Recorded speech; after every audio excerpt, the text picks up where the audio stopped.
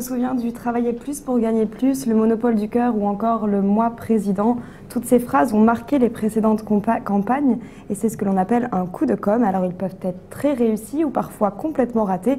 Bonjour Monsieur Olivier Haussard, vous êtes coprésident de l'agence Publicis et consultant en communication pour Bordeaux Métropole. Merci d'être avec nous. Alors on a beaucoup de questions sur la communication durant cette campagne. Mais d'abord, on aimerait vous entendre sur l'actualité qui a frappé Paris cette nuit. Donc on rappelle rapidement les faits. Il y a eu une attaque terroriste sur les Champs-Élysées. Bilan, un policier tué et 2 autres blessés. Alors à ce sujet, il y a eu Alain Juppé, le maire de Bordeaux, a appelé au rassemblement à l'hôtel de ville à midi où une minute de silence a eu lieu. Est-ce que vous y étiez? Non. Vous n'y étiez pas? Alors notre équipe de journalistes... Je vais vous dire pourquoi je n'y étais pas d'ailleurs. Pourquoi vous n'y étiez pas? J'étais pas parce que je trouve que ces rassemblements, plus que Juppé soutient de Fillon, déjà, il y a des choses qui sont dures à avaler, je pense, surtout pour Juppé, que j'avais pas envie d'aller là. C'est pas du tout. Je soutiens évidemment. Tout le monde parle de la famille des victimes, voilà, très bien. Évidemment que ce sont des choses excessivement graves, mais j'avais pas envie d'aller à ce type de manifestation. Je trouve qu'elles se multiplient un peu trop, quoi. Le Je suis Charlie était formidable, mais pour moi, il n'était pas multipliable. Voilà, et maintenant, bon... N'oubliez pas qu'on est à 2 jours des élections. Hein. Ça serait passé dans 3 mois. Et je ne pense pas qu'il y aurait eu de rassemblement devant la mairie. Et justement, vous n'étiez pas le seul à ne pas être allé au rassemblement.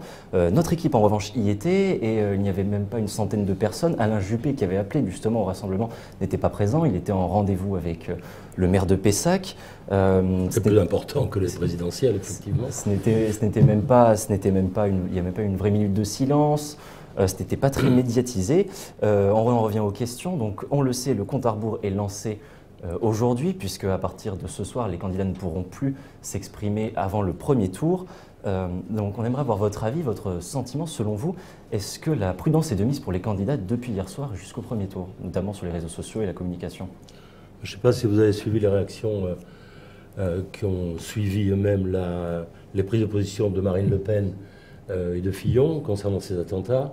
Marine Le Pen en a profité pour mettre une couche sur la sécurité, notamment. Voilà, je pense que la décence, le deuil, c'est aussi de la décence. Je trouve que cette campagne est vraiment la campagne de l'indécence. J'ai honte pour vous, quand je dis pour vous, pour votre génération, que les politiques présentent un spectacle pareil. Des élections, j'en ai fait quelques-unes. J'ai travaillé effectivement pour quelques candidats, dont M. Juppé, qui est un personnage formidable. Mais ça, je trouve que ça frise l'impudeur, quoi, sachant qu'on n'a plus le droit de communiquer à partir de ce soir sur la présidentielle. Voilà, je trouve que aller au secours du malheur, aller à la rencontre du malheur comme ça, moi, ça me plaît pas. Ça, c'est très personnel. Alors, vous dites que la campagne a été assez négative au niveau de la décence. Non, elle a été minable. Mais qu'est-ce qu'il y a selon vous un événement au niveau de la communication qui marque cette campagne négativement? Non, justement, le gros problème, remarquez, quand on voit que Trump a été élu, Erdogan élu, Poutine élu, effectivement, on ne pouvait pas se douter qu'en France, on n'aurait pas un truc de très haut niveau, quoi. D'accord. Mais là, on a atteint les sommets, quoi. Poutou, par exemple, il est charmant, ce monsieur Poutou. Il est ouvrier à l'usine Ford, bon, il a ça comme un bandeau, quoi. Bon, très bien. Sachant qu'il a acheté une Peugeot 3008, j'ai vu, c'est étrange. Quand on travaille chez Ford, je veux dire, c'est bien de dire qu'on défend son entreprise, mais il faut acheter au moins les bagnoles de l'entreprise dans laquelle on bosse, il me semble. Ça, c'est un truc. Mais enfin, Poutou, il a fait sa campagne sur le t-shirt, quoi. Non ? Vous parlez du t-shirt magnifique t-shirt. J'ai pas le même, je ne l'ai pas trouvé. Hein, mais oui, voilà, il a fait sa campagne sur le t-shirt et il a pris un peu plus d'un point. Il a dû faire un point il y a 5 ans. Il est à 2,50, je crois, 2,40, 2,50. Il a pris 1,5 points sur son t-shirt, quoi. Ça fait cher le t-shirt, hein. Surtout pour un t-shirt pareil, quoi. Mais il se le balade dans les meetings avec le t-shirt. Hier, il avait un drapeau de la Guyane, je ne sais pas si vous l'avez suivi. Voilà. Si ça, je sais que Poutou a peu de chance d'être élu, hein, je pense, hein, comme Lassalle. Mais Lassalle, au moins, est drôle. C'est une espèce de berger absolument extraordinaire. Je pense qu'il auto-communique sur lui-même.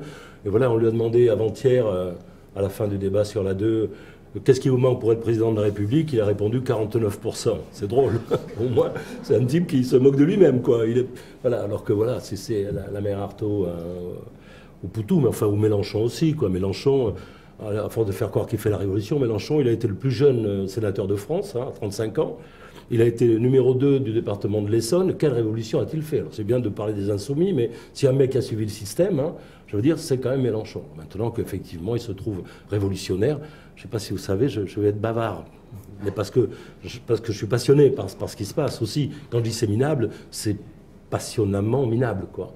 Je veux dire, comment s'appelle-t-il? Mélenchon. Quand Cohn-Bendit l'a tutoyé il y a 2 mois, je ne sais pas si vous avez suivi ça, il lui a dit « Monsieur, on ne tutoie pas ». Or, les révolutionnaires, je peux vous dire qu'en 1793-14, Robespierre, on lui disait « Citoyen Robespierre hein, », on ne le vous voyait pas. Et en plus, quand ça allait mal, on l'a raccourci, quoi. Ce que je veux dire par là, c'est que de mélange bizarre, Fillon, avec ses 2 costards à 13 000 €, je veux dire qu'ils ne comprennent pas qu'il n'y a pas un conseiller en communication qui lui dise que quand on a 2 costumes qui valent un mois de SMIG net, je parle de net, pratiquement net, ça ne se fait pas. Je ne dis pas que c'est immoral, mais ça ne se fait pas en termes de communication. Je pense que je ne sais pas si je suis pas hors sujet, mais je pense que le gros problème des gens des conseils en communication des 11 candidats, c'est qu'ils sont tellement prêts à ne penser que du bien du candidat qu'ils défendent, qu'ils oublient ses défauts. Or, je crois qu'un vrai conseil en communication, moi, quand je l'ai fait, j'ai essayé de faire, je disais à M. Juppé, mais regardez les gens dans les yeux quand vous leur parlez. Je dis, Olivier, vous m'énervez. Je dis, très bien, ça veut dire que vous énerve, ça veut dire que j'ai raison. Voilà, je ne dis pas que j'étais champion du monde, hein, mais comme ils travaillent avec des gens qui les admirent, eh bien, les conseillers en communication qui les admirent leur racontent pas les choses qui ne sont pas admirables, voire qui peuvent choquer. Justement, je suis hors sujet là ou non? C'est bon, non? Je sais pas. Oui, c'est très bien. Justement, monsieur Haussard, vous êtes entre communication et publicité. Alors, selon vous, qu'est-ce qu'un bon coup de com' en politique? Non, ben, un bon coup de com', c'est de tenir ses promesses. Je veux dire, quand Hollande est un président normal, bon, on peut rire, quoi. Normal, oui, les affaires de cul avec Trierweiler, maintenant avec le scooter, avec, je ne sais pas comment elle s'appelle, là, Gaillet et compagnie. Ouais, non, c'est pas un président normal. Enfin, il est peut-être normal dans le milieu dans lequel il trouve que c'est normal, mais bon, voilà. Louis XIV avait des favorites. Mais Hollande, il a des favorites aussi. Voilà, on n'a pas évolué. Hein. Très bien. Alors, monsieur Haussard, vous non, pas très bien. Excusez-moi, vous restez avec nous. Vous avez évoqué brièvement l'affaire du t-shirt de Philippe Poutou. C'est parfaitement dans le sujet de notre prochain chroniqueur, parce que le look vestimentaire occupe aussi une place importante dans une campagne électorale aujourd'hui. C'est même devenu un moyen, en quelque sorte, pour les candidats d'illustrer leur personnalité et d'afficher leurs valeurs. Et à ce sujet, c'est notre chroniqueur Florian Mazière qui a décrypté pour nous le look des candidats. Bonjour Florian. Bonjour. Effectivement, j'ai analysé le look de nos candidats. Philippe Poutou, Nathalie Arthaud, les candidats du peuple ne s'inscrivent pas dans les codes politiques traditionnels. Chemise légèrement déboutonnée, t-shirt manche longue pour Poutou, Nathalie Arthaud préfère quant à elle des tenues à motifs, ce qui permet à ces 2 candidats de se démarquer de ceux qu'ils dénoncent. C'est bien qu'elle soit discrète avec son physique, c'est pas la peine qu'elle en fasse des tonnes. Hein. Jean-Luc Mélenchon aussi, cela joue proche du peuple. On se souvient de 2012, il menait campagne en costume noir et cravate rouge, ce que fait actuellement Jean Lassalle. Mais alors, je te comprends, mais qu'est-ce que représente cette cravate rouge? Alors justement, j'ai cherché et un blog m'a donné ma réponse. Une belle cravate écarlate, c'est symbole de force, de chaleur et de courage. Et oui, le géant pyrénéen, ce sont toutes ces choses à la fois, de quoi ravir ses chers compatriotes. Depuis 2012, Mélenchon a bien changé. Bye bye la cravate et le blazer. Bonjour la veste d'instit des années 50. Oui, ou la veste de Staline, moi je trouve plutôt. Ça me gêne un peu plus. Sans oublier ce petit pince rouge qui, en forme de triangle, qui d'après ce qu'on a pu voir dans la presse, représente les communistes déportés et les ouvriers. Alors en Belgique, ce triangle symbolise la résistance aux idées de l'extrême droite. C'est d'ailleurs un syndicaliste belge qui le lui a offert. Je vous coupe, mais vous avez parfaitement raison, parce que dans les camps de concentration, tous les politiques ou les homosexuels avaient ce type à triangle rouge, qui est très marqué. Je pense quand même que peu de gens de votre génération le savent. Donc, encore une fois, en termes de communication, je vous pourris pas votre truc, hein. Ne vous inquiétez pas, de toute façon. Non, mais c'est important de le savoir, quoi. Voilà, donc c'est comme ça, c'est né de ça. Donc j'ai parlé de l'extrême droite. Pour l'extrême droite, justement, Marine Le Pen aussi porte des petits symboles. D'abord la fleur bleue, son logo de campagne, mais surtout un petit collier avec un cœur, de quoi montrer qu'elle est avant tout une femme pleine de tendresse, on ne sait pas trop. C'est la seule façon de savoir qu'elle a un cœur, en tout cas. Toujours dans les petits symboles, Nicolas Dupont-Aignan porte lui un pins du drapeau français qui coûte quand même 4 € sur son site. Alors à ce prix-là, on espère que c'est du Made in France. Après, Dupont-Aignan. Ouais. Ah, Après, il y a il y a 4%, les plus classiques comme Fillon, Hamon, Macron, Cheminade ou Asselineau qui portent tous le costume. Donc on ne va pas se cacher entre nous que Cheminade et Asselineau, c'est vraiment pour se donner un look présidentiable. Et François Fillon alors? Alors Fillon, il garde tout depuis 30 ans, même coupe de cheveux, même sourcils, le style en général. Même femme aussi, je vous signale. Et d'ailleurs, je vais vous dire, il garde aussi les costumes et n'a toujours pas rendu l'argent. Macron, c'est le James Bond de l'élection, costume impec, sourire ultra bright, bref, le gendre idéal qui soigne drôlement son image. Il s'est infiltré tel un agent secret dans cette campagne et a bien compris les codes vestimentaires qui allaient servir sa cause. Il s'est marié avec sa mère, ça c'est un peu court. Mais... Quant à Hamon, il fait dans la simplicité la coiffure de Manuel Valls, les lunettes de François Hollande. Il ne se mouille pas trop. En clair, 11 candidats au style vestimentaire très singulier, mais 11 candidats qui aspirent tous à porter le même costume, celui de président. Merci Florian. Moi je trouve ça très bien foutu son truc. Et je m'excuse de l'avoir interrompu pour essayer de mettre un peu de gaieté dans une campagne qui n'est pas très gaie non plus, mais c'est bien foutu. Mais ça a une importance considérable, ce dont je parlais peut-être un peu en truc, l'habillement. C'est vrai que Fillon a été élu par les cathos, voilà, très bien, hein, enfin, a été élu, est passé aux primaires, hein, face à Juppé qui lui a fait une non-campagne. Juppé a pensé en termes de communication que ne pas parler était la meilleure des solutions face à Fillon. Ben, les gens contre le mariage pour tous, qui avaient fermé leur bouche depuis 2 ans, depuis les grandes manifestations de Marche pour tous, ils se sont réveillés, ils sont allés voter Fillon. Ça a été leur revanche. Voilà. Et donc Fillon, évidemment, il a le look, il a le barour comme il faut, les enfants comme il faut, même si sa fille a remboursé son mariage, j'ai appris. Hein, bon, très bien. Alors, est-ce que selon vous, dans cette campagne, il y a vraiment un candidat qui sort du lot? Bah, dans un étang marécageux, non. Non, enfin, je ne sais pas. Oui, Mélenchon est un formidable tricheur. Il parle très bien, mais il est d'autant plus, enfin pour moi, d'autant plus dangereux. C'est pas, je n'exprime pas mes idées politiques là, hein, mais il est d'autant plus dangereux qu'il est intéressant, brillant, charmeur, qu'avant il foutait sur la gueule à tout le monde. Quand même, Mélenchon, il y a 3 ans, il se foutait sur la gueule avec des journalistes. Maintenant, il a complètement arrêté ça. Lui a fait un vrai travail sur lui-même. Je ne sais pas si c'est communicant lui, mais lui a fait un vrai travail sur lui-même. Vous pensez qu'il a réussi sa campagne à ce niveau-là? Ben, quand un mec est à 20% sur un programme, parce que lire le programme de Mélenchon, il faut dire que si vous gagnez plus de 5 000 € par mois, vous allez vite partir au Portugal, hein, je veux dire. Donc voilà, mais très bien. Mais il est à 20%, c'est énorme 20%. N'oubliez pas que les présidents de la République, Chirac a été élu en 2007, si je ne me trompe pas, avec 19% des voix. 19%. Et si Marine Le Pen prend 23% et Macron 24%, machin, au second tour, si c'est Macron-Le Pen, imaginons, eh ben Macron sera élu avec 24% des voix. Il aura 65%, parce qu'on dit 35-65 entre Macron et Le Pen.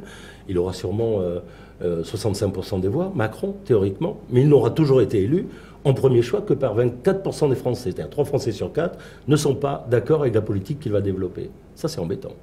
Vous avez travaillé dans le milieu de la publicité. Oui. Existe-t-il des moyens, des clés, selon vous, pour glaner les voix des jeunes? Non, alors il n'y a rien de pire que le jeunisme. C'est comme si je me mettais une moumoute à peu près, moi, pour faire croire que j'ai 30 ans de moins.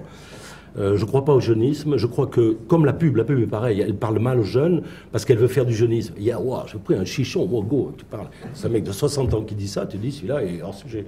Je trouve que la pub, comme elle a peu de temps pour s'exprimer. En plus, moi, je ne crois plus à la pub depuis longtemps. Je crois réellement à la communication. La publicité est morte, quoi.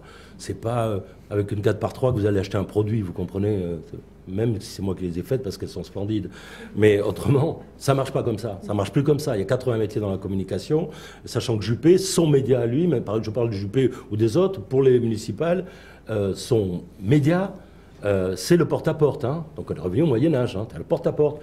Bonjour Madame Achaboeuf, je suis à la GP. Ah oui, je vous avais reconnu, oui, votez pour moi. C'est comme ça que ça marche. C'est-à-dire que la pub n'existe plus, elle est morte. La communication.